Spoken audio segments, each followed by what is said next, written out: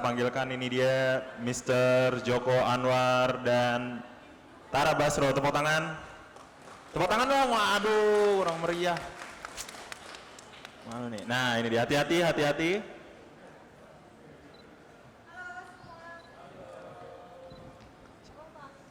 Sama aja, sama aja. Ya, ini kita perkenalkan dulu yang paling ujung. Ini Joko Anwar, nulis skenario dan sutradara. Udah tahu lah ya. Ini Tara Basro yang sudah main di PTE dan PTJ. Bedanya PTE dia membunuh Christine Hakim, PTJ dia mau dibunuh Christine Hakim ya teman-teman ya. Iya. Iya, benar-benar. Tolong nanti kita ngomongin soal bagaimana kalian berkolaborasi secara kreatif. Jadi tolong jangan ada pertanyaan misalnya apakah Joko Anwar mau membuat film berdasarkan wanita yang berenang bisa hamil atau yang lain-lain ya. Iya. Atau gosip-gosip nggak penting. Jadi kita mulai aja. Sebenarnya dari profesi kalian. Kalian mau menyapa dulu mungkin? Halo. Profesi kalian dari Tara dulu mungkin. Sebenarnya yang diharapkan seorang aktor ke sutradara tuh apa sih? As a creative collaboration, nanti berarti kebalikannya Bang Joko. Kalau dari pihak gue sih biasanya yang gue expect dari sutradara itu kejelasan visi. Terus udah gitu memang sutradara yang sudah solid dulu secara skrip, secara visinya dia sendiri. Karena ketika lo ada di set kerja dengan begitu banyak orang, dengan tim yang besar akan menjadi sangat sulit kalau misalkan sutradaranya nggak tahu mau ngapain atau belum jejak mau apa gitu. Dan penting juga untuk bekerja sama sutradara yang bisa ngedirect aktornya atau bisa menangkap isi emosi dari pemainnya sih gitu biasanya. Kalau Bang Joko apa yang diharapin dari aktor? Kalau sutradara biasanya jadi masing-masing kru maupun pemain itu sebelum syuting ada persiapan pekerjaan rumah atau PR gitu kita sebut. PR aktor tentunya pertama dia harus paham skenario, paham karakternya itu apa secara detail ya, karakter dia dari mulai lahir seperti apa sampai dia masuk ke cerita. Yang kedua dia juga harus paham film ini visinya seperti apa. Jadi komunikasi antara sutradara dan aktor itu mutlak.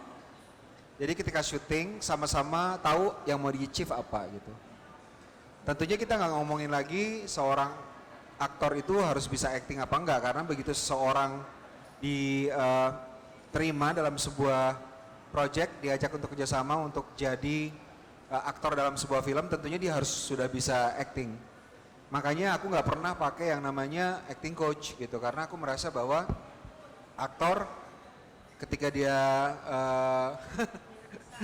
ketika dia masuk dalam sebuah project film atau dia diklaim sebagai seorang aktor udah harus bisa acting gitu.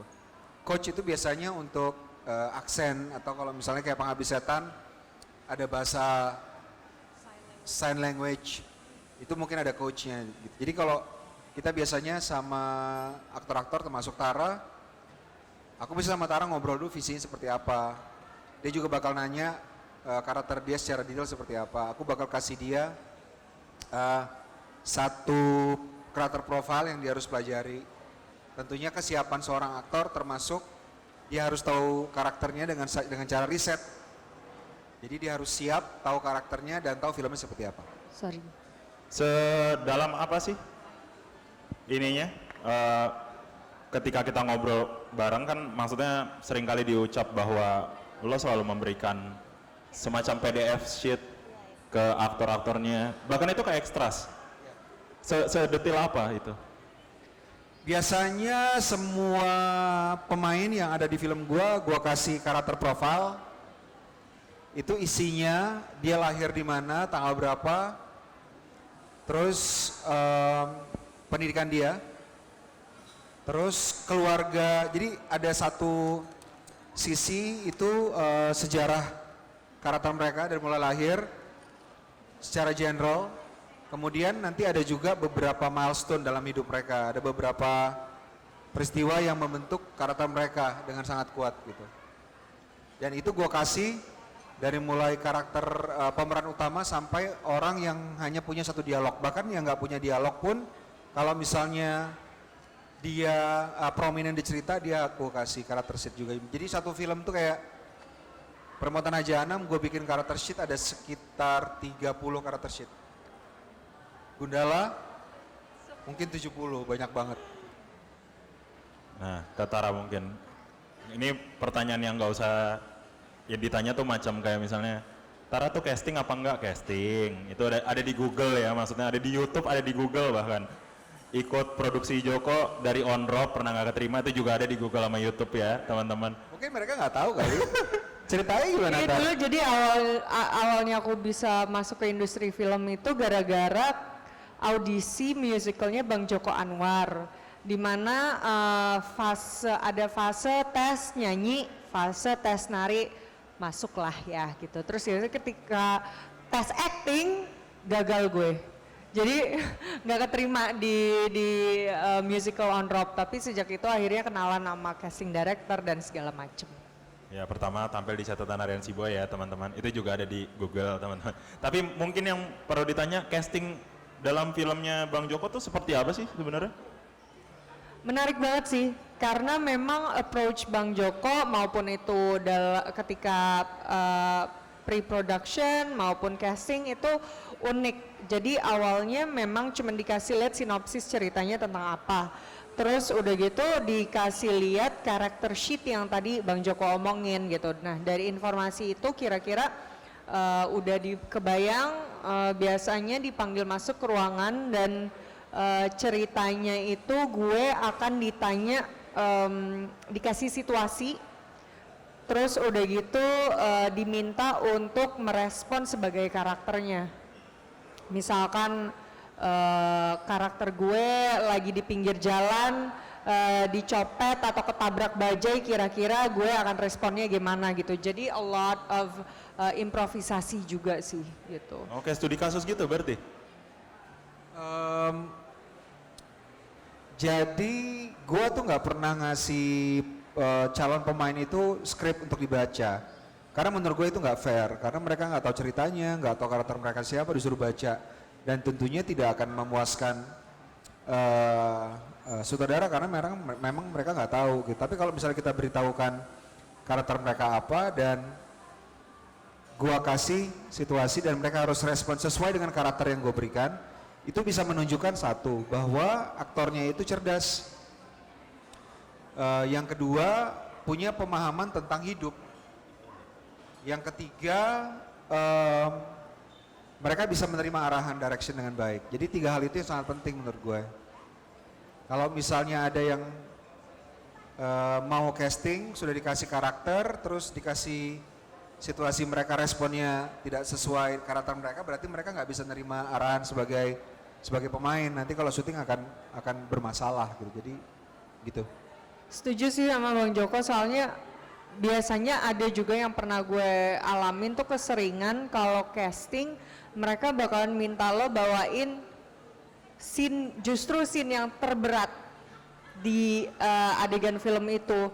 Dan seperti kata abang tadi, jujur aja nggak fair gitu, karena kalau misalkan satu cerita itu begitu banyak informasi dan emosi yang harus di build up gitu, nggak bisa tiba-tiba perform buat casting directornya gitu scene yang paling berat di filmnya, which is doesn't make sense juga sih.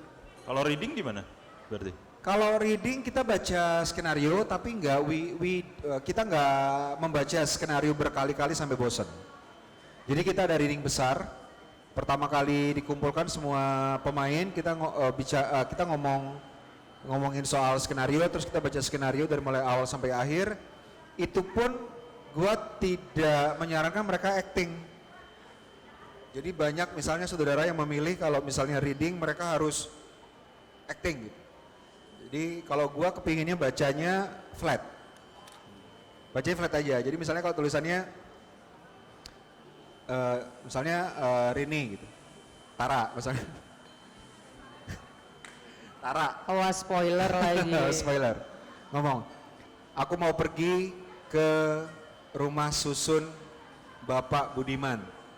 karena aku ingin minta bantuannya. Gitu. Jadi bacanya gitu aja, nggak yang acting. Aku mau pergi ke rumah rusun Bapak Budiman untuk minta bantuannya. Karena ketika kita baca skenario bareng-bareng di reading itu yang paling penting memahami konteks. Satu, memahami konteks, termasuk memahami apa yang tidak ada tertulis gitu. Jadi itu yang kita bahas. Kalau misalnya aktor ketika dia baca dia nggak paham ini maksud gunanya apa ya, Bang? Jelasin gitu. Atau aktor bisa ngomong, Bang, kayaknya karakter ini nggak bakal ngomong begini. Kenapa? Karena gini-gini. Kalau misalnya itu cocok, kita ganti gitu. Jadi nggak mengaktingkan skenario ketika reading, karena nanti ketika syuting gue merasa itu membosankan gitu.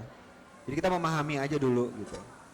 Terus setelah kita membahas skenario, seperti biasa gue akan memberikan pertanyaan kepada aktor yang tidak memberikan adegan yang tidak ada di skenario gitu. Jadi misalnya adegan pertama scene 1 dan scene 2. Scene pertama itu misalnya di rumah, scene 2 di toko. Gue bisa ngasih adegan dalam perjalanan dari rumah ke toko misalnya gitu.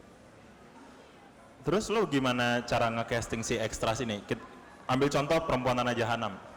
Itu kan banyak cast dari tempat-tempat sekitar lah ya, kita bisa bilang. Itu metodenya juga sama atau gimana? Semua aktor sama. Nggak ada yang diperlakukan berbeda. Dari mulai yang belum pernah main film sampai yang udah main film 100 sama semuanya. Kalau Tara inputnya apa? Kadang-kadang kan kayak misalnya tadi kan ada kolaborasi ngobrolin skenario soal karakter misalnya. Contoh aja misalnya dalam film yang pernah lebih. Contoh apa ya Bang? Misalkan kita lebih menyesuaikan ke teknikal ketika di set syuting sih, biasanya itu. Dan maksudnya input Tara ke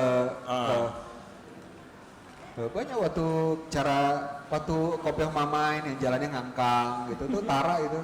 Bang kayaknya dia jalannya nggak kayak Pragawati, dia ngomong jalannya pasti ngangkang gitu karena dia gitu-gitu. Iya, dan kalau ngeliat Bang Joko di set tuh seru banget sih, karena selama ini kan kita pasti mikir, oh sutradara itu pasti punya ada spesifik cara sendiri ketika lagi ngedirect pemain gitu. Tapi ternyata ngeliat Abang cara ngedirect extras, ngedirect aku atau ngedirect Bayu, semua tuh beda-beda. Dan seneng sih kalau sama Abang karena dia jadi bisa ibaratnya bisa meminjam kacamata pemain, terus dia bisa level with pemainnya gitu sih. Berarti lo beradaptasi dengan pemain-pemain lo? Iya, harus. Ketika syuting itu approach-nya berbeda. Jadi tentunya ngomong sama Tara berbeda cara menyampaikan. Misalnya kalau Tara aku udah cuman pakai mata dia tahu, oh oke, gitu.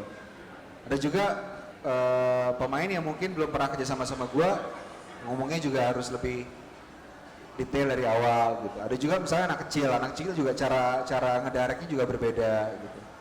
Jangankan itu, dua orang yang sama umurnya, pengalamannya, tapi egonya berbeda, ngomongnya juga harus berbeda gitu. Kan tujuan kita adalah supaya mendapatkan karakter yang nail the story gitu. Jadi nggak apa-apa, cabai sedikit saudara ya harus ngomong. Dan gue prefer ngomongnya itu langsung. Jadi gue nggak lewat Astrada atau nggak lewat siapapun. Jadi kalau misalnya gue ngedirect biasanya langsung ngomong ke pemain gitu. Abang biasanya kalau di set deket banget sama pemainnya sih, nggak pernah yang ada di tenda mana gitu, tapi benar-benar deket kita. Apa karena lo aktor juga atau? Enggak lah. Enggak, gue sih memilih kayak misalnya Tara. Gue kerja sama Tara berulang-ulang karena memang komunikasinya sudah gampang banget, dan Tara selalu memberikan lebih dari yang gue harapkan gitu. Gue menginginkannya dia memberikan performance 10 karena I always demand a 10. Tapi Tara selalu mengeksplorasi, selalu riset, dan akhirnya menambah banyak ke karakter-karakter yang dia mainkan. Kalian kan main dari film paling kere sampai film paling gede gitu ya. Kalian memandang tumbuh kembang kalian berdua tuh kayak gimana sih? 4 film loh lumayan, 4 film panjang, 1 film pendek, 1 series bahkan ya. Iya. Kalau buat gue sih 4 film itu sama sekali tidak sama, karena walaupun misalkan Perempuan Tanah Jahanam horor, Pengabdi Setan horor itu benar-benar 2 film yang berbeda, dan untuk bisa jadi bagian dari Bang Joko mau bercerita itu menarik sekali karena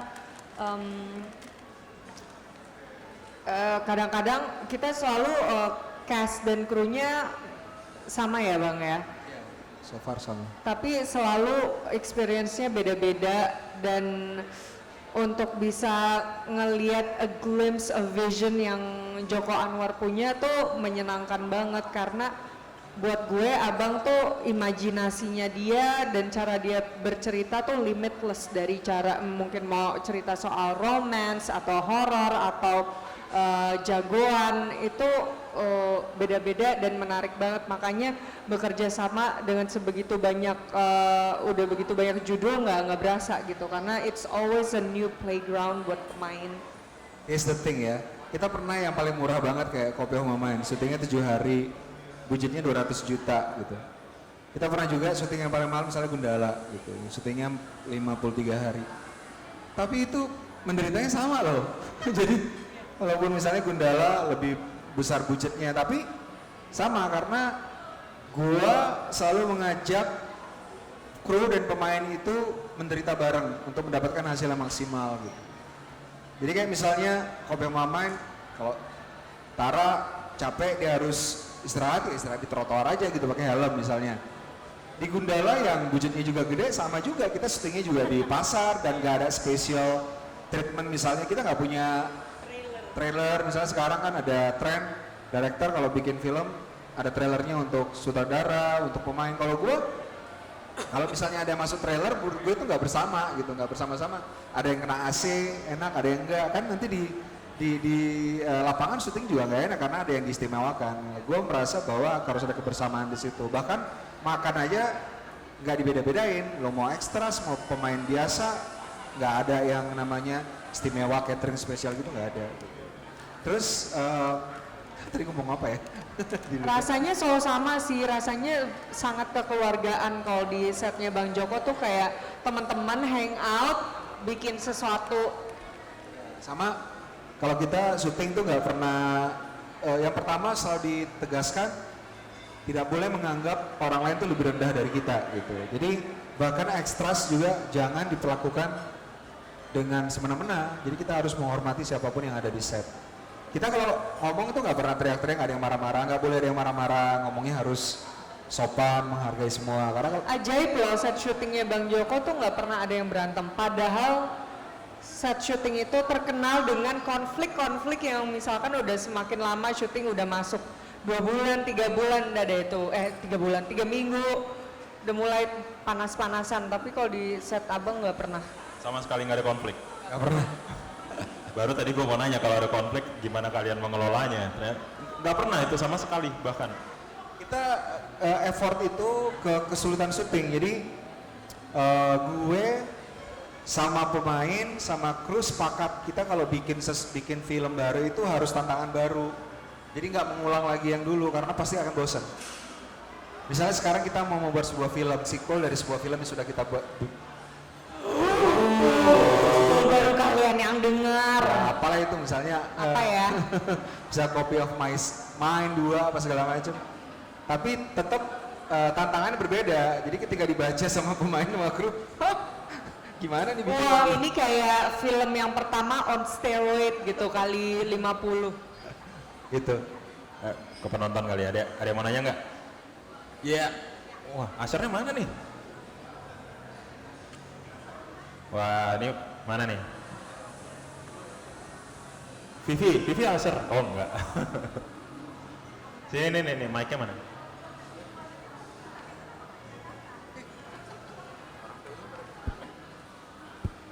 Apa kabar lu, Ja? Oke, akhirnya bisa bertatap muka juga dengan idola saya hari ini ya, karena memang nggak pernah sebelumnya Mas Joko, Bang Joko, manggil atau Mas Joko. Nah pertanyaan saya adalah untuk Tara dan juga pada Bang Joko. Kalau Bang Joko kita udah tahu kalau saat ini sutradara yang merangkap lah dari awal seorang penulis, editor, jadi dia udah hatam banget mengenai sebuah film. Jadi misalnya kayak film-filmnya ya kalau memang romance ya bagus, yang horror ya bukan horror yang ecek-ecek gitu. Nah, pertanyaan saya kapan nih untuk menggarap film biopik? Ini kan lagi tren banget tuh untuk biopik nih, untuk yang dari tokoh-tokoh yang diangkat ke layar kaca. Lalu kalau untuk Tara, kalau di Hollywood kan lagi ada isu untuk yang pemainnya itu diambil dari ras kulit putih. atau di Bollywood pun yang sistem nepotisme ya, artinya ya keluarga dia aja. Nah kalau di Indonesia kan sistemnya itu aja pemainnya, ya, paling dia lagi. Nah gimana untuk Tara mengubah stereotip itu kalau memang gue deserve nih untuk film ini. Kadang memang kemarin sempat ada tren, dia lagi gue malas nonton, dia lagi, pasti tahu dong siapa aktornya. Dia lagi. Kadang di layar itu dari 3 layar dia lagi. Apakah nggak ada kesempatan buat aktor baru seperti apa? Itu aja sih, makasih. Emang tabu ya kalau misalnya main film berulang kali? Enggak juga ya sebenarnya. Sebenarnya kan karakternya beda ya. Biasanya orang yang kayak misalnya ada beberapa aktor di Indonesia yang selalu dicap kok dia lagi yang main film. Itu karakter berbeda. Dan kebanyakan yang komplain tuh orang yang nggak nonton justru kalau dari pengalaman gue. Iya sih, benar. Kalau ngomongin biopik, sementara ini kalau harus bikin film biopik, gue cuma tarik satu nama, Eni Ero. Biopik Eni Ero. Tahu nggak Eni Ero siapa? Nggak tahu ya, ntar dicek ya di Google. Kalau untuk menjawab tadi stereotip, sebenarnya salah satu permasalahannya adalah di industri film kita sendiri masih kekurangan banyak orang banget, maupun itu dari penulis skenario atau DOP atau apalah gitu. Tapi salah satu yang paling kekurangan itu ya pemain salah satunya. Dan kayaknya memang tanggung jawab pemain-pemain yang udah duluan main tuh untuk gimana caranya bisa regenerasi juga gitu sih. Atau menurut lo memang identik sama hal-hal di luar acting? Kayak misalnya sekarang YouTuber atau selebgram kemudian dibikinin film jadi terlepas dari dunia per-actingan. Menurut lo ya, menurut lo aja. Menurut lo gitu nggak? Enggak juga sih. Gimana? Iya, misalnya kekurangan pemain misalnya. Kecenderungannya untuk melihat hal-hal di luar acting itu sendiri, misalnya ya kita ambil aja model atau kita ambil aja selebgram atau YouTuber. Enggak sih, sebenarnya gue rasa banyak orang mikir untuk jadi pemain film itu instan banget gitu. Selama lo punya look yang oke, terus bisa acting dikit, bisa jadi pemain film gitu. Sedangkan industri kita yang kita butuhin adalah orang-orang yang emang benar-benar mau belajar tentang craftnya itu sendiri gitu. Memang benar-benar passionate di acting juga gitu. Atau sering juga mungkin ilusi, jadi namanya memang sangat terkenal banget, jadi kita merasa dia main di banyak film gitu. Karena bahkan satu orang pemain yang dianggap sering banget main film aja, tahun lalu itu cuma main film 1 atau 2 gitu. Jadi menurut gue itu normal banget, dia nggak main film dalam setahun 10 gitu. Bahkan 5 aja nggak pernah gue melihat ada satu, jarang banget ya. Itu juga mungkin pemain as a beat player, bukan sebagai pemeran utama, tapi sebagai aktor mungkin sering banget namanya memang dikenang orang banget for one or two reason, sehingga kita berpikir dia main banyak film, padahal enggak sih. Iya, kenapa naik? Itu juga. Puas ya Mas jawabannya? Apa nanya lagi? Pakai mic. Penulis Kalau Eni Ero tadi saya tahu salah satu penulis erotis Indonesia. Kayaknya film Bang Joko selalu tentang seks deh. ya. Ditunggu filmnya. Iya. Lagi cari pemain juga nih. Oh iya, jadi Eni Hero-nya. Eni Hero laki-laki waduh. Iya, tapi ngomong-ngomong soal kenapa Tara lagi, nggak ada yang pernah menanya kenapa Arswendi selalu ada di film lo ya? Ya, film Arswendi lagi, nggak pernah ada deh Tara lagi. Iya, padahal lebih banyak.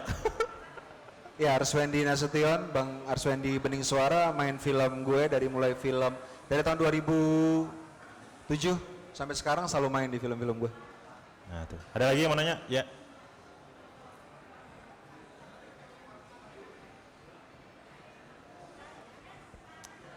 Selamat sore. Pertanyaan untuk Bang Jokan. Apakah kalau udah sutradari film berkali-kali udah nggak perlu bikin floor plan, blocking dan sebagainya atau masih?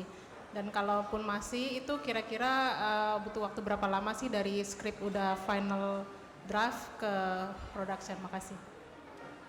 Sutradara itu pekerjaan yang unik kalau menurut gue. Jadi menurut saya, karena apa unik? Karena dari tahun 2005 saya ngedirect film saya yang pertama sampai yang sekarang, dari mulai film pertama sampai film ke-8, merasa nggak tambah tahu, jadi kayak makin banyak yang nggak tahu gitu. Jadi sutradara itu ketika kita belum jadi sutradara, misalnya dulu sebelum bikin Janji Joni film pertama saya merasa bikin film tuh gampang banget, alah gampang lah gitu. Terus ketika syuting Janji Joni hari pertama nangis, karena betul-betul susah banget yang ngedirect. Film kedua merasa, tantangannya beda lagi, ternyata banyak yang saya nggak tahu. Sampai sekarang pun saya selalu bawa Kindle di tas untuk baca soal directing, soal script writing gitu. Karena semakin kita membuat film, semakin banyak kita paham bahwa kita masih banyak yang belum tahu gitu. Karena yang namanya film pertama itu bukan hanya soal teknis, tapi juga ngomongin estetika. Bagaimana kita menggunakan teknis untuk mencapai sebuah estetika tertentu. Itu aja limitless, karena yang namanya estetika tidak ada batasnya. Yang kedua, teknis film selalu berkembang. Dari alatnya saja berkembang, dan cara bercerita sering sekali berkembang mengikuti perkembangan teknologi. Karena kita mengeksplorasi kemungkinan-kemungkinan baru dalam bercerita. Jadi itu aja membuat kita nggak pernah berhenti belajar satu. Apakah saya masih membuat yang namanya shortlist dan preface, termasuk storyboard, videoboard dan sebagainya? Masih. Bahkan dari mulai film pertama sampai sekarang semakin berusaha untuk disiplin untuk itu. Karena apa? Karena kita bikin film, kita tidak bekerja sendiri. Kita bekerja, ada namanya kru, ada yang namanya pemain. Mereka layak untuk mendapatkan seorang sutradara yang paham dia melakukan apa dan apa yang ingin dituju. Kalau misalnya kita jadi sutradara tapi kita nggak membuat PR, kita tidak membuat misalnya shortlist, tidak membuat previsualisasi termasuk storyboard, videoboard, ketika di lapangan syutingnya bisa lama karena kita nggak tahu yang kita butuhkan apa. Dan ini tentunya yang dikorbankan adalah kru dan pemain, dan mereka tidak layak untuk diperlakukan seperti itu karena mereka sudah bekerja semaksimal yang mereka bisa gitu. Jadi masih sampai sekarang saya masih membuat pekerjaan-pekerjaan rumah sebagai seorang sutradara. Kalau mungkin Tara bisa cerita gimana kita bikin video board. Ini lucu banget. Jadi untuk para pemain setiap hari yang ditunggu-tunggu adalah mana video boardnya udah ada belum? Jadi Bang Joko sebelum kita mulai syuting dia bikin video exactly shot-shot yang dia mau take tapi pakai kru. Pemainnya kru. Jadi itu lucu-lucu banget, absurd banget. Jadi setiap hari pemain nunggunya pengen liatin itu. Itu yang lo sebar itu ya? Iya. Yang pertemanan aja. Tapi itu mulai dari kapan bikin video board? Dari mulai, kalau zaman dulu itu kesulitannya karena tidak ada video yang bisa langsung diedit. Jadi misalnya Janji Joni gue bikin storyboard. Kalau Kala storyboard, terus dari mulai Modus Anomali itu udah bikin video board karena sudah ada video di handphone yang bisa langsung gue edit gitu. Tapi ngomongin soal perkembangan, menurut kalian berdua, kalian udah berkembang sejauh apa sih? Udah lama dong bikin film, Joko lebih lama lagi. Kalau gue terus terang perkembangannya itu nggak ke depan. Maksudnya gini, kita tidak pernah sebagai seorang kreator seni, kita tidak boleh, karena memang tidak bisa maju SN lebih jago gitu. Mungkin kita bisa menguasai seperti yang gue bilang tadi, cara bercerita technically bisa kita kuasai.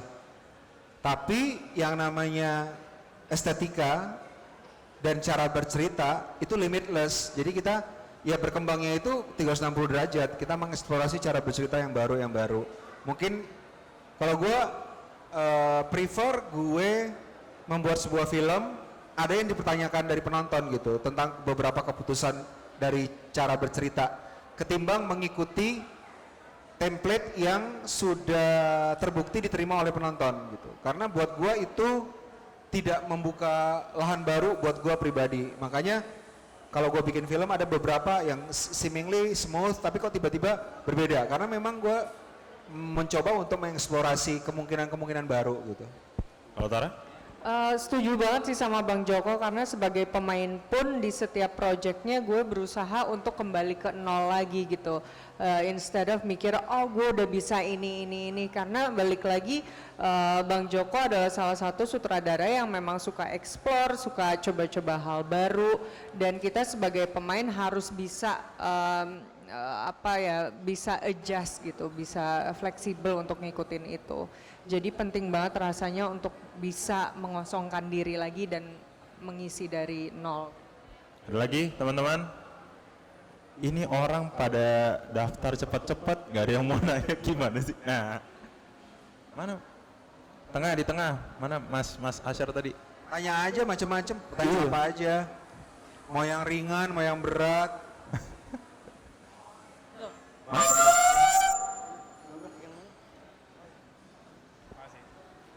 Ternyata mereka nggak ada yang mau kesini, terus nunggu makanan di mana sih, duduk dulu, terus oh ini ada acara, ternyata terjebak. Ya halo, selamat siang Mbak Tara, halo selamat siang Mas Joko. Saya mau nanya, sebenarnya Sabtu kemarin udah nanya ke Mbak Mira dan Mas Riri Riza, pertanyaan sama.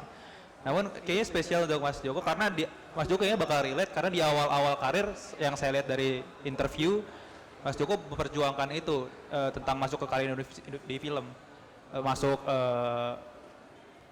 di kampus ITB di jurusan film komunitas film dan jurnalis gitu. Pertanyaan saya adalah gimana caranya untuk orang yang bukan siapa-siapa, nggak punya koneksi segala macam, bisa masuk ke industri film. Kalau konteks saya adalah penulis skenario. Saya kemarin juga ikut yang Bumi Langit, tapi seperti tidak diterima, tapi tidak menyerah. Banyak banget, 2.500 kita lagi sortir, maaf ya, tinggal dikit lagi kok. Iya. Karena dibaca semua sama kita nggak mau skip.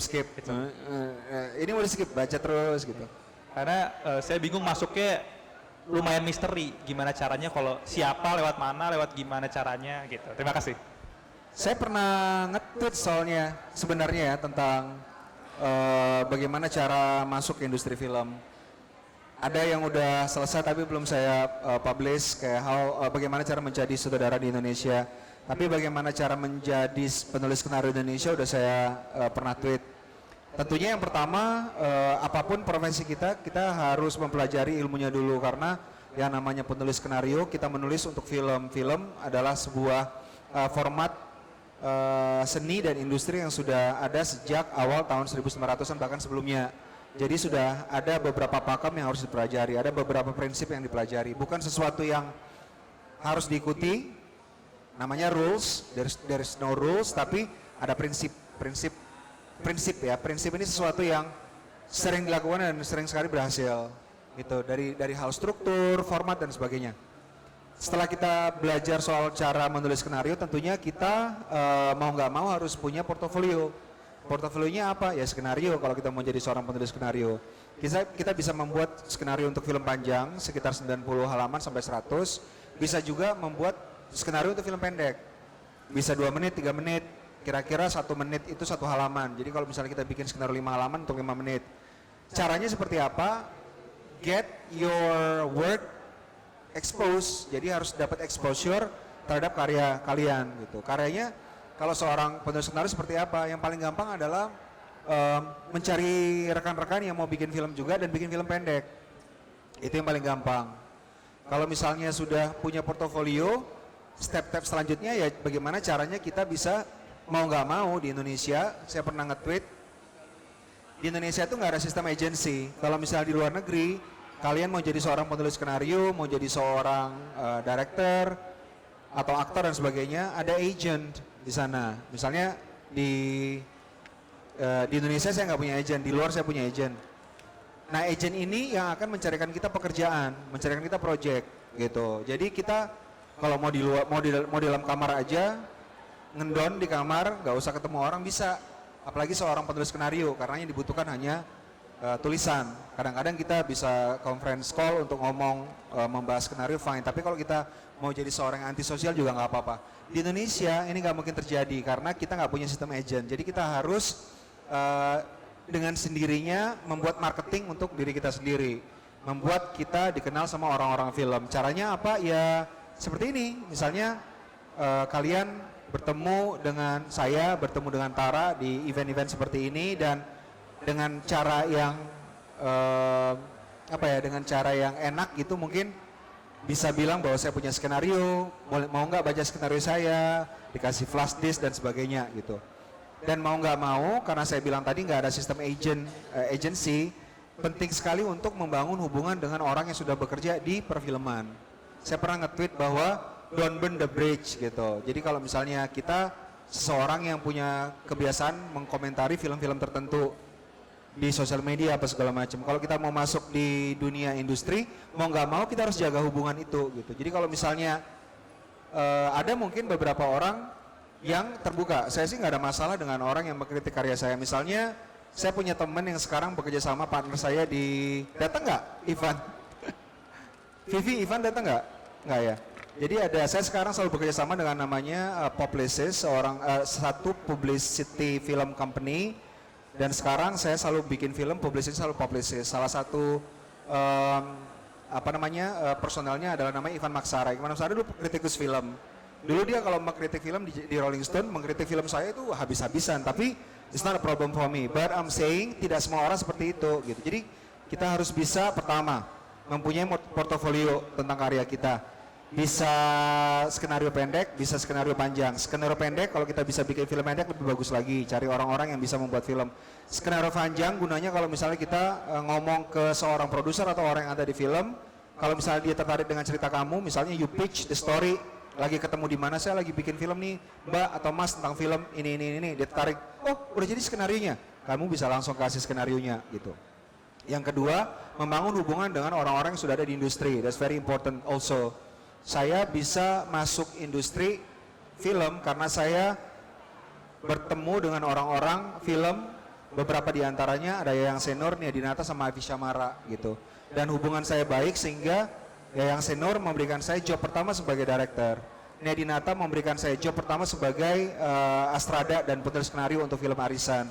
Dan Avi Samara juga salah satu dari produser yang memberikan saya kesempatan untuk bekerja di film Arisan gitu. Yang paling penting juga kalian harus kalau bisa submit your script ke beberapa event yang memang menerima skenario. Dulu tuh ada Akatara, sekarang nggak ada lagi ya? Belum tahu. Masih ada. Belum tahu. Kalau misalnya ada kesempatan di mana kalian bisa submit your script, do it. Apakah event, apakah ke produser. Kalau misalnya kalian mau submit your script ke produser juga bisa, karena contohnya PH saya PH kecil tapi orang submit ke produser saya dan itu dia baca. Tapi tentunya kita nggak terima skenario untuk kita produksi karena kita nggak produksi film. Untuk produksi film setidaknya nggak ada uang, miskin. Tapi kalau misalnya PH-PH seperti Star Vision, MD Pictures, Multivision, mereka menerima skenario dan beberapa di antara PH-PH tersebut memiliki script reader. Jadi ada orang yang memang dipekerjakan, dibayar, digaji untuk membaca skenario-skenario yang masuk. Jadi kirim aja ke mereka gitu. Untuk menjaga supaya misalnya kalian khawatir nih kalau misalnya ngirim skenario ntar dibajak tapi nggak dikasih uang gitu ya. Gimana caranya, Mat? Do you have any idea how? Nggak ya? Apa? Cara supaya mengamankan skenario kita dipakai tapi nggak dibayar. Kan banyak yang parno kayak gitu. Punya nggak parnoan seperti itu? Nggak ya? Bagus, karena belum tentu juga menarik gitu kan. Banyak nanti kalau misalnya gue ngirim skenario ke PH dipakai sama PH itu gimana? Belum tentu juga dipakai gitu kan. Tapi dan tidak semua PH crooks gitu, nggak semua PH itu tidak jujur. Tapi untuk pengamanan, what you can do adalah kalau saya dulu selalu mengirimkan 2 copy, soft copy ke email saya sendiri, 1 copy lagi saya masukkan ke dalam, saya print, saya masukkan ke dalam amplop dan saya kirim ke diri saya sendiri. Jadi paling nggak ada tanggalnya. Misalnya saya kirim, sekarang tanggal berapa? 24 Februari 2020. Saya kirim misalnya ke sebuah PH. Ternyata PH itu nggak ada kabar, ternyata dia bikin film. Dia bikin film dengan cerita yang mirip dengan skenario saya. Bulan November 2020. Saya bisa bilang, ini skenario saya loh, saya udah kirim ke kalian gitu. Tanggal segini. Tapi itu juga tidak kuat. Mereka bisa bilang, kita nggak pernah buka skenario lo gitu, bisa juga. Jadi ya agak susah. Ya itu ya, Joko Anwar mengelaborasi tweetnya sendiri dan menjawab pertanyaan-pertanyaan netizen. Apakah Joko Anwar anti kritik? Enggak. Kalau saya mengelilingi diri saya dengan orang-orang yang selalu memberikan input dan kadang-kadang sangat harsh gitu. Saya punya produser namanya Tia Hasibuan, yang pertama kali baca skenario saya tentunya Tia Hasibuan. Dan bisa tanya Tara Basro, muka Tia Hasibuan itu seneng aja nggak enak, apalagi kalau nggak seneng. Jadi kalau dia pas baca skenario saya dia udah gitu, udah yang oke, yang mana harus diganti. Dan ketika kita produksi film, ketika baca skenario, itu yang baca semua kru dan semua pemain. Semua kru dan semua pemain free to give inputs.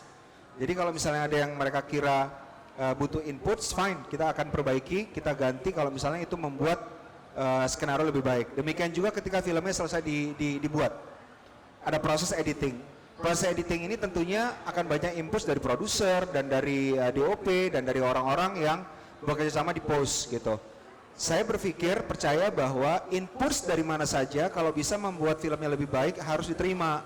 Karena apa? Nanti filmnya jadi lebih bagus kan namanya ke saya juga, bukan ke orang gitu. Jadi it's good.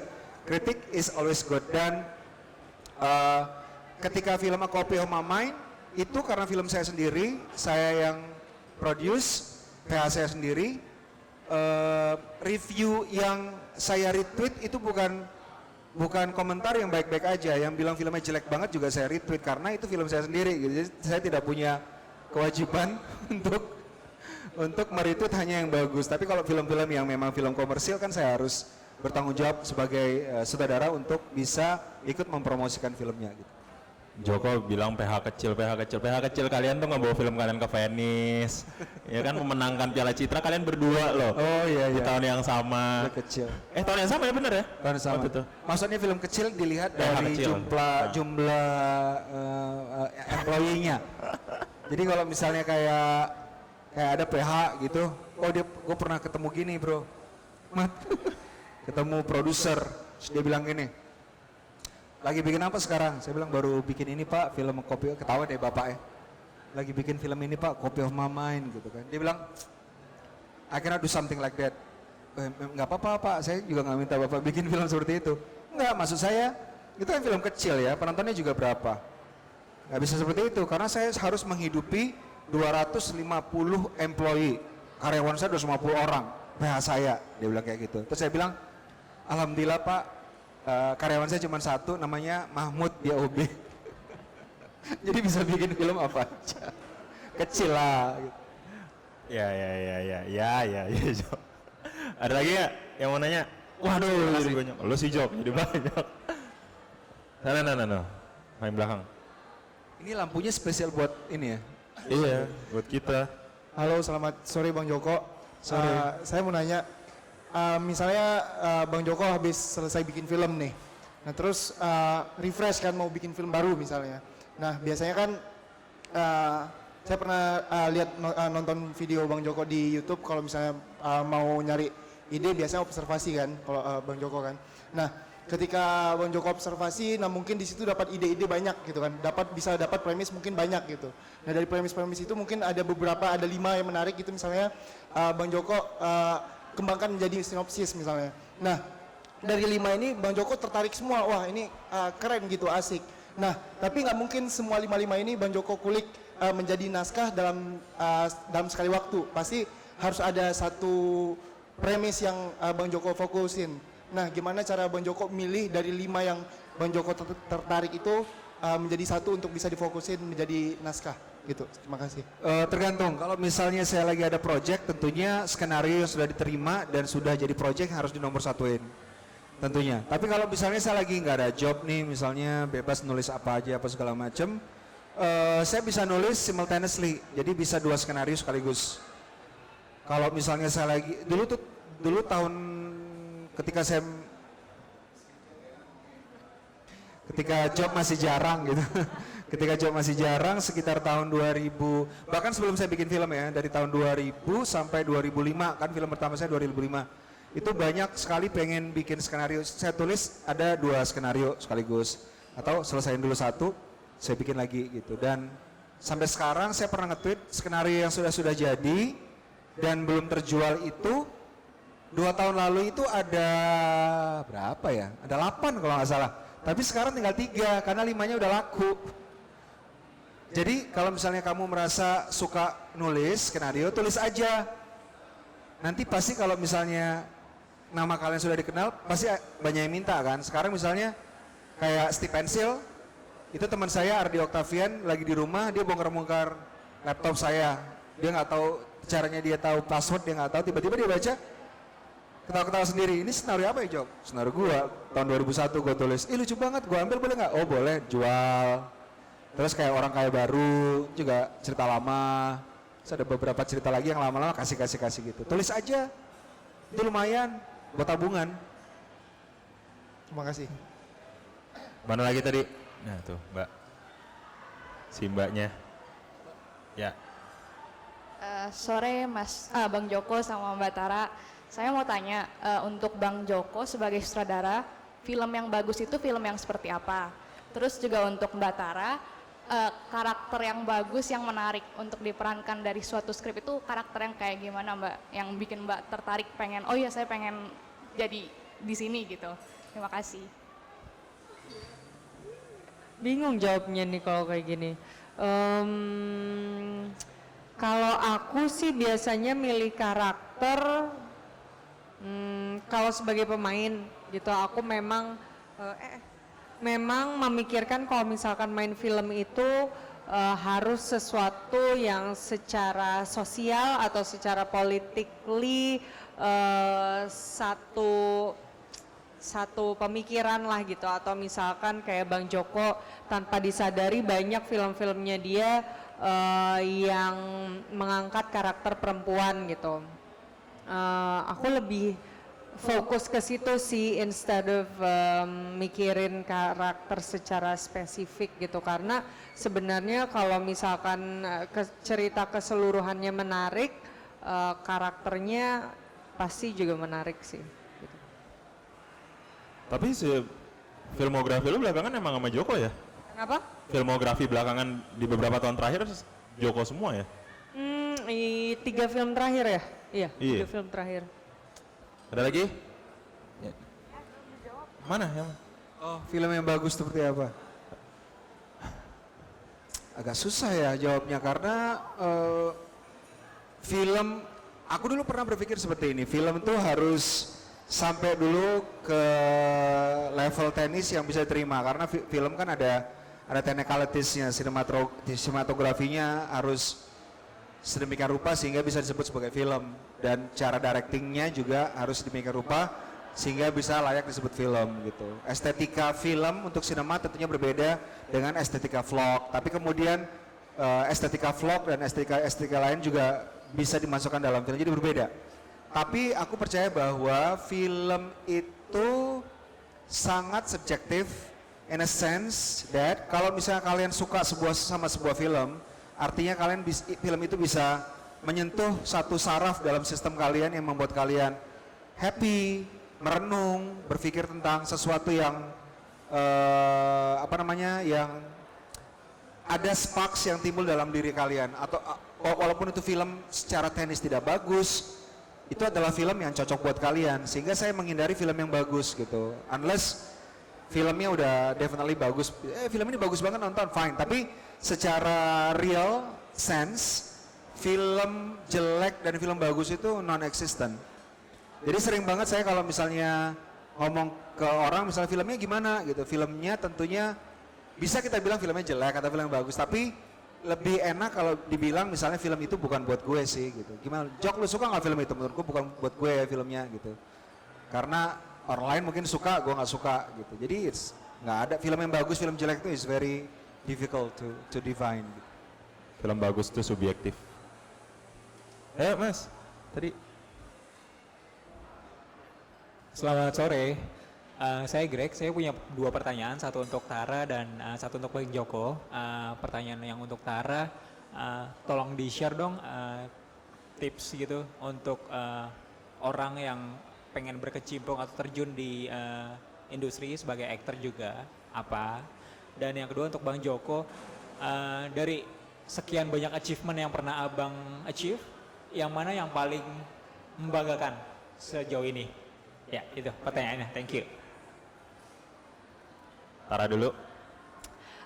Mungkin salah satu tipsnya itu sih sebelum sebelum berusaha menjual diri, gitu.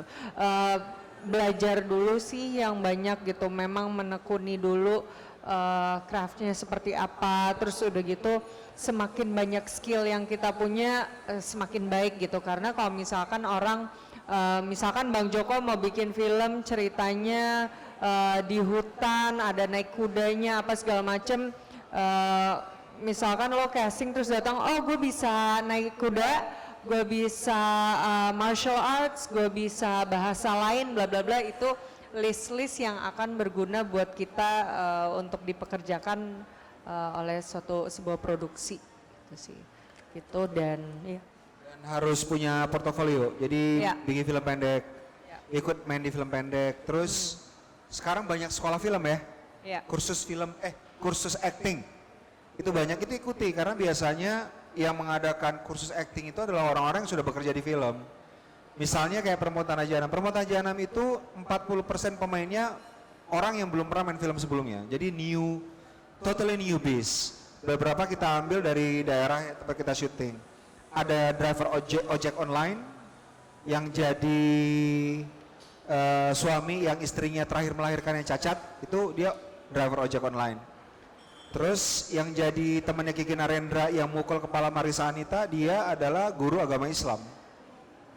Terus, aduh yang paling itu si mbok-mbok bidan beranak itu, dia tukang pijit tadinya. Dia itu, aduh, dia keren banget ya ibu itu.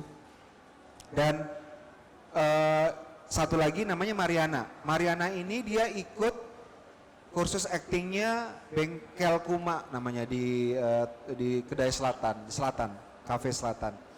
Karena gue udah nanya sama temen gue, Paul Agusta, kebetulan dia yang bikin bengkel acting itu. Gue tanya, Paul, anak lo ada yang kriterianya seperti ini nggak? Ada, namanya Mariana. Oke, datang.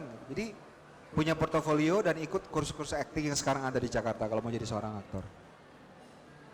Kudu riset nggak sih, Tara, untuk main film Joko misalnya dalam satu film, lo riset berapa lama sih buat karakter lo? Harus lah.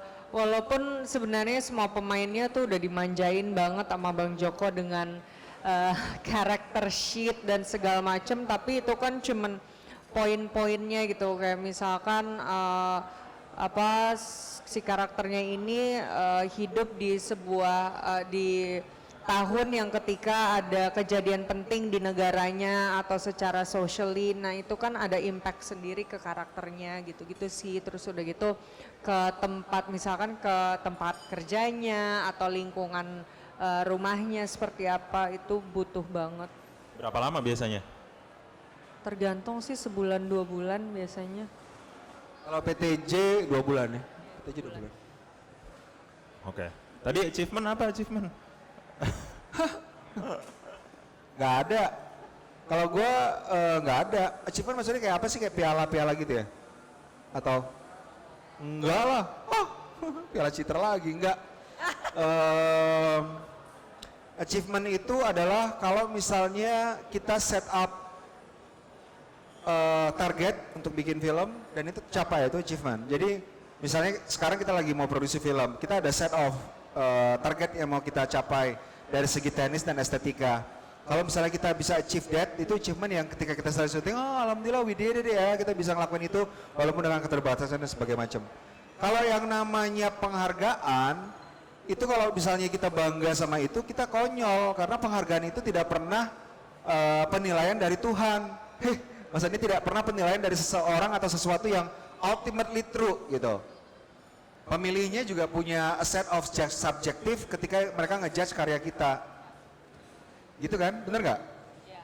Misalnya FFI kan ada jurinya, dan penghargaan-penghargaan ada jurinya. Ya tergantung sama jurinya, bagaimana stage-nya, bagaimana pemahamannya gitu.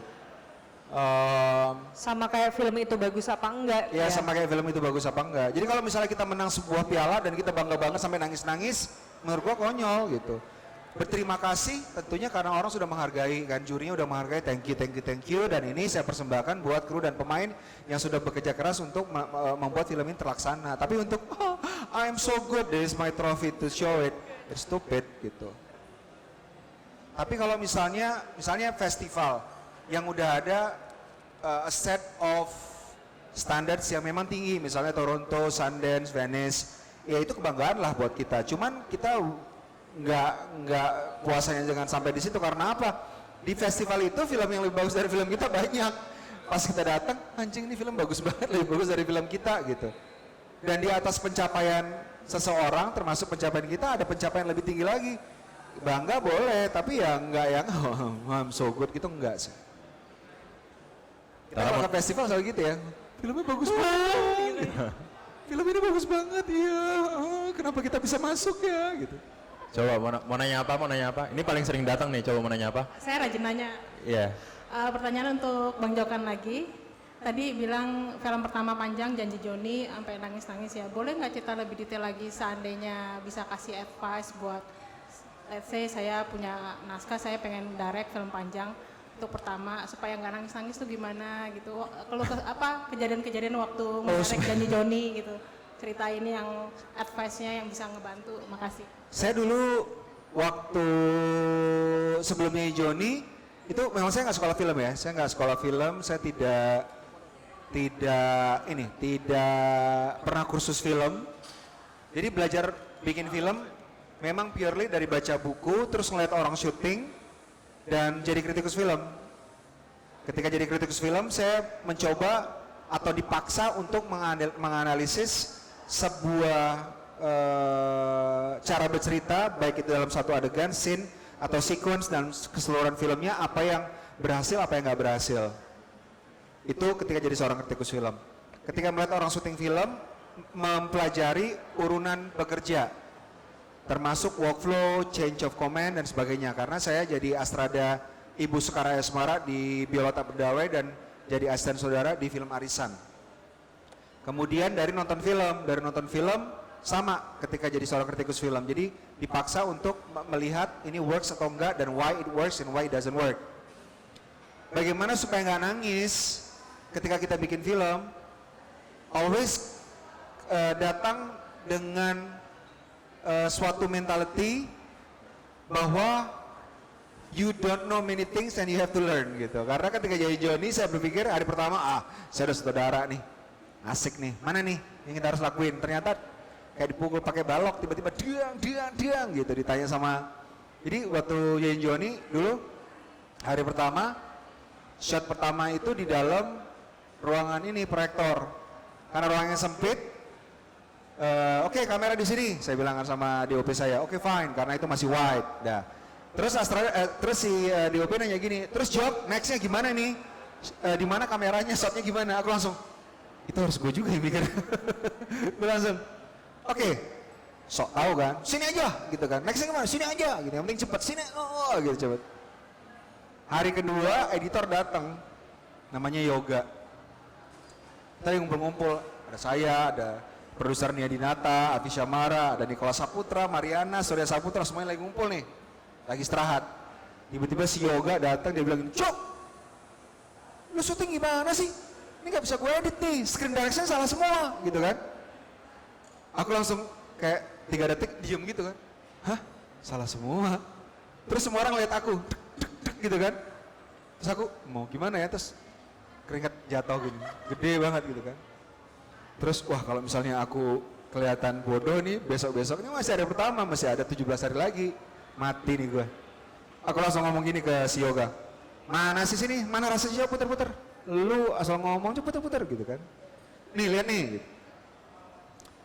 Mana? Ini Jok, kan ini seharusnya begini ini. Bisa dong Yoga, dari shot ini lu balikin lagi yang ke sana, balikin lagi ke depan, ke belakang, baru yang pertama lu masukin. Bisa dong. Semua orang lihat dia kan. Terus karena semua orang lihat dia juga berkeringat gitu. Terus dia bilang gini, ya bisa, ya memang bisa, lu gimana? Memang gayanya begitu bro, gitu. Terus aku balik kanan, nangis, mati nih gimana, bisa besar lagi. Besok-besoknya aku syuting bawa buku. Film director Richard Elber. Tapi aku nggak baca teknis bagaimana cara ngedirect, tapi segmen bagaimana menjawab kru yang mempertanyakan Anda. Tapi betul-betul yang belajar gimana ya, nggak tidur, hari kedua, ketiga nggak tidur, baca screen direction, ini, udah. Sambil belajar, baca buku, sambil syuting segala macam.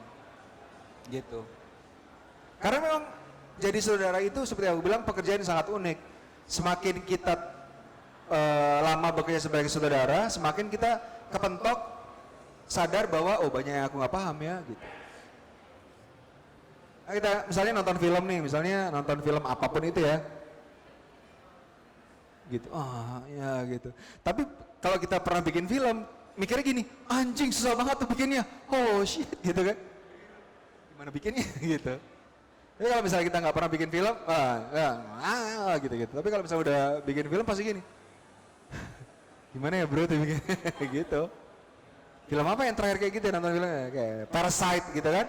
Bagi yang nggak paham misalnya, ini mah film drama biasa kayak film Indonesia gitu-gitu. Tapi kita yang paham film, yang cara teknisnya kita tahu bikin itu, anjing susah banget gimana tuh ngebanjirin satu kota. Oh pakai studio, wah sulit gimana gitu, langsung mikirnya logistik. Itu susah. Kalau Tara gimana? Kasih tips dong. Mungkin ada yang mau jadi aktor biar nggak stressful di awal-awal.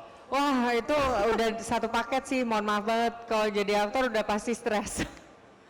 Iya kan, maksudnya secara emosi harus naik turun dan itu udah harus siap-siap sih, ibaratnya badan lo udah bukan punya lo lagi gitu, udah harus berkorban gitu, all out. Kalau nggak mau all out nggak usah. Ya ini aktor tahan banting yang naik kuda pernah jatuh, Waktu kebalikin Perempuan Tanah Jahanam udah lari di hutan sendiri kan, karena kita nggak ada yang boleh ada kelihatan di kamera. Jadi dia lari ngejar itu aja, vehicle, ada motor yang taruh kamera, dia lari aja gitu berkali-kali. Dan itu mobil udah mau nabrak karena itu lumpur. Licin, udah gelap, nggak ada lampu, terus cuman jalan setapak gitu doang, ada batu-batu, terus nanya ke Astrada, ini di sini kak? Iya kak, nanti kau lari aja ya. Oh iya. Terus tiba-tiba hujan. Hujan ya udah di situ aja istirahatnya, pakai payung. Mau pergi ke base camp jauh. Duduk. Seru banget tapi it's worth it. Tiba-tiba ada pacet gitu ya. Nyet. Tapi itu terbantu dengan lingkungan yang nyaman kan makanya. Ketika syuting seberat Orang-orangnya itu. asik. Iya. Makanya itu harus mencari orang-orang yang visinya sama dan seleranya sama gitu. Jadi kalaupun harus ngelakuin sampai 100%, hati juga seneng gitu. Semuanya gini, kalau syuting itu akan kondusif kalau misalnya setiap orang berusaha untuk membuat pekerjaan orang lain gampang. Lebih mudah, bukan gampang, lebih mudah. Jadi director harus menyiapkan situasi supaya aktor gampang memainkan tugasnya gitu, dan demikian juga sebaliknya. Itu ada dua produser saya, Pak Sunil Samtani dan Tia Hasibuan. Mbak Tia Hasibuan ini produser paling handal se Indonesia. Kerang mana nih kerang? Ada Pak Sunil Samtani dari Rapi Film dan Tia Hasibuan. Ngapain ya berdua-dua di situ? Wah film apa nih? Film apa nih? Ada lagi yang mau nanya? Ya. Wah Quentin Tarantino bajunya nih. Mau nanya yang tadi sama sebenarnya, cuma agak beda dikit. Nah jadi misalnya nih tadi ada beberapa ide yang menurut Bang Joko menarik. Anggap Bang Joko nggak bisa nulis simultan gitu. Gimana sih cara Bang Joko nentuin ide mana nih yang duluan, yang worth it gua tulis dan kira-kira ini kayaknya bisa deh gua realisasiin gitu. Begitu pertanyaannya. Ya, terima kasih. Mungkin cerita soal ini Bang, PTJ kan Abang nunggu lama banget karena Ini nulisnya kan, maksudnya nulisnya ya. By the way, nulis simultaneously itu nggak direkomendasiin ya. Jadi nggak semua orang punya minat nulis simultaneously. Kalau bisa satu selesai baru satu lagi gitu. Gimana kalau saya misalnya dulu itu lagi nulis mau nggak mau harus ngomongin, kalau misalnya nggak ada yang dipaksa harus selesai, harus dari kita kan, mana yang mood aja.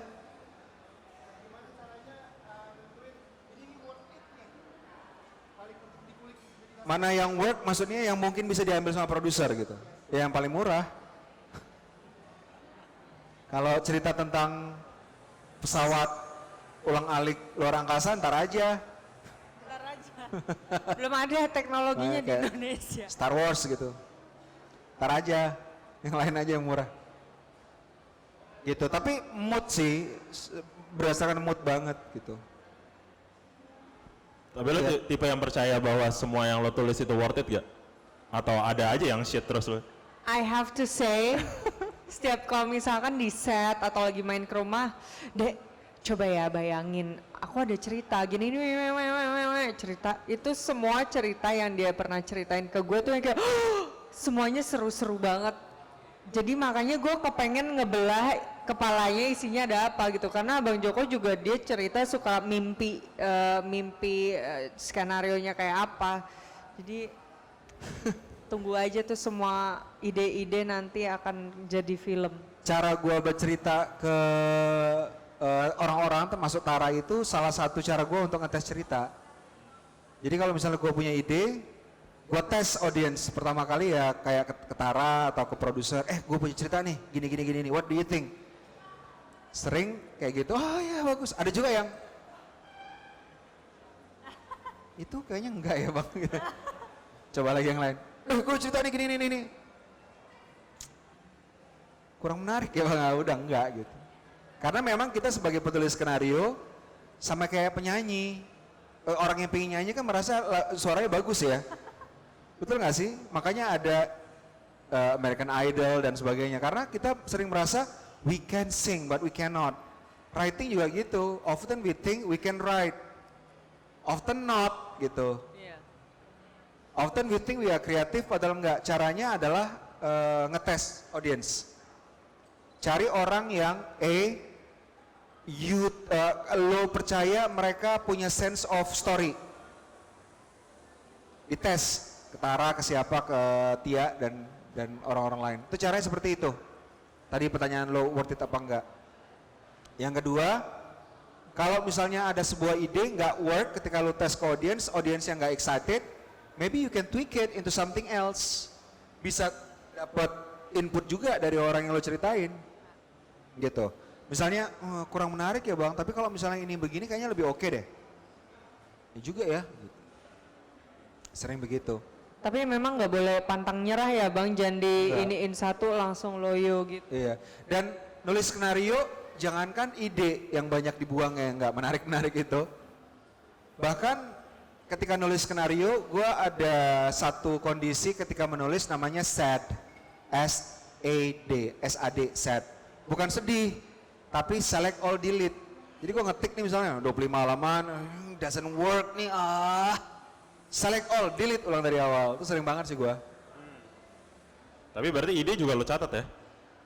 Sebelum bahkan lo terjemahin ke skrip? Gue punya voice note yang isinya cerita gue. Jadi kalau gue mimpi, kalau misalnya gue tunggu mimpi, kebangun gitu, kalau misalnya nunggu besok paginya udah lupa. Tadi malam gue mimpi menarik apa ya gitu. Jadi kalau misalnya gue mimpi, gue langsung shortcut voice note, gue bilang. Kadang-kadang doesn't make sense gue ceritain itu. Jadi pas gue pagi-pagi ini apa, gue ngomong apa, tapi kadang-kadang masih ada sisanya gitu. Atau kalau misalnya ada ide, gue ditulis di notes, tulis langsung ini. Gue punya satu folder namanya Scraps.